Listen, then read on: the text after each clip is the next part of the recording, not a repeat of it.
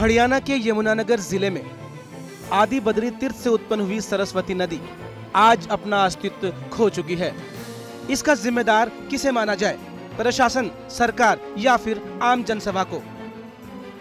सरस्वती नदी को लेकर केंद्र और राज्य सरकार ने कई योजनाएं बनाई, वैज्ञानिक अनुसंधान भी हुए, लेकिन आज ये परियोजनाएं केवल कागजों तक सिमट कर रह गई है।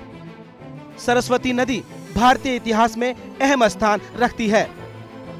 महाभारत जैसे महाकाव्य में जहां इस नदी को वेदों की मां के रूप में ख्याति मिली है, वहीं हरियाणा की शिवालिक पर्वतमाला से आदि बद्री नामक स्थान से निकलकर यह नदी चट्टानी जमीन में प्रवेश करती है।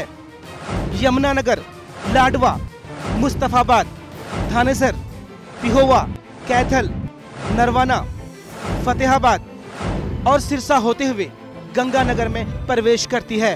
1 जनवरी 2005 को हरियाणा के मुख्यमंत्री भूपेंद्र सिंह हुड्डा ने कुरुक्षेत्र के स्थानीय प्रशासन के सहयोग से स्वच्छ जल परियोजना का शुभारंभ किया था, लेकिन कुछ समय बाद परियोजना मात्र कागजों में सिमट कर रह गई।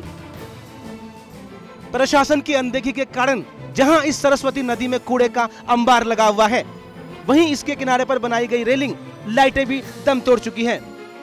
इतना ही नहीं, इस नदी के किनारे प्राचीन मंदिर के पास बने ट्यूबवेल के कमरों से कब मोटर और पाइपलाइन चोरों के हत्थे चढ़ गए, किसी को पता नहीं चला। सफाई की व्यवस्था दूर, जल का आना तो सरस्वती तीर्थ पे हमारे दूर। इस सरस्वती नदी का जो हमारी पेहवा में स्थित है, यहाँ पे स्थिति और बद से बदतर होती जा रही है।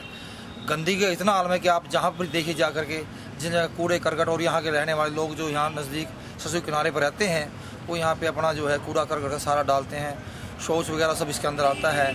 और समय समय पर प्रशासन को आगाह भी किया गया, लेकिन प्रशासन का इस तरफ कोई ध्यान नहीं है। 1-2 दिन केवल मात्र समाचार पत्रों में अपने नाम दिलवाने के लिए, फोटो खिंचवाने के लिए वो कार्य करते हैं, अन्यथा उनका सरस्वती की सफाई से कोई मतलब नहीं है।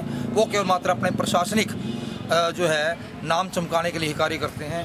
वहीं इस मामले पर कुरुक्षेत्र के अतिरिक्त उपायुक्त का कहना है कि इस नदी में स्वच्छ पानी डाला गया था, लेकिन जब तक पानी का सुचारू रूप से प्रवाह नहीं होगा, तब तक पानी साफ कैसे रह सकता है। उन्होंने कहा कि इस पावन नदी पर कई जगहों पर अवैध निर्माण भी है। सरस्वती, पुरातन सरस्वती का जो उद्गम स्थल है आदि बद्री से लेकर के यहाँ तक जो है, वो वास्तव में इरिगेशन विभाग के अंडर आता है ये सब एरिया, और इरिगेशन विभाग के द्वारा जीटी रोड तक उसका जो है वो चैनलाइजेशन भी किया गया। उसके बाद जो है कुछ एरिया इसका म्यूनिसिपल क्षेत्र में आता है, कुछ जो है पंचायतों के अंतर्गत आता है, और कुछ पार्ट में या मैं कहूँ कि शहरी क्षेत्र के काफ़ी पार्ट में वो पूरी तरह से एक लेवल हो गई है, अटी पड़ी है, इतनी सिल्ट है उसमें, और अनाधिकृत निर्माण वगैरह भी हैं। भारतीय इतिहास में महत्वपूर्ण स्थान रखने वाली सरस्वती नदी का अस्तित्व आज खतरे में है। जनता के लिए कुरुक्षेत्र से मेघराज मित्तल की रिपोर्ट।